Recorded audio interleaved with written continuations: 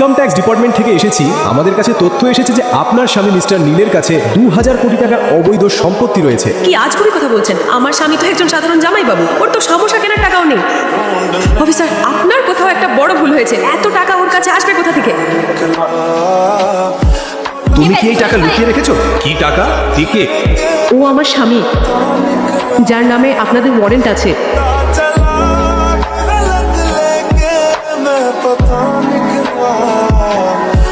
ढूंढने को ज़माने में जब वफा निकला।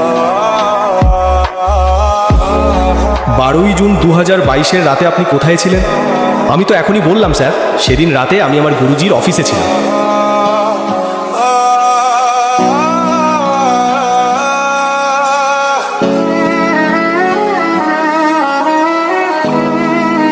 আপনি ভানুশালী গ্রুপ অফ ইন্ডাস্ট্রিজের মালিক, যে কোম্পানি এখন দেশের সবচেয়ে বড় কোম্পানি এবং যার টার্নওভার 2000 কোটি টাকা।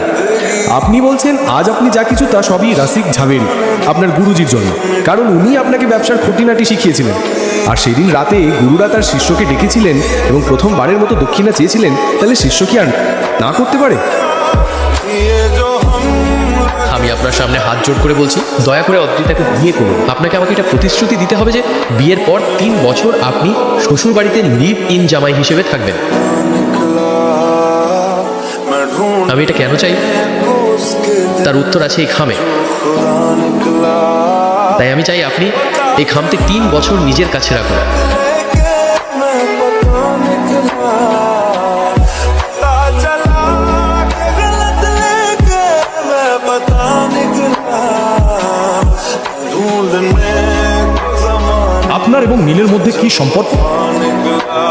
আপনি কেন নীলকে আপনার স্বামী হিসেবে মানতে চাইছেন না? আর আপনি কি পাচ্ছেন আপনার স্বামীকে এতটা অপমান করে?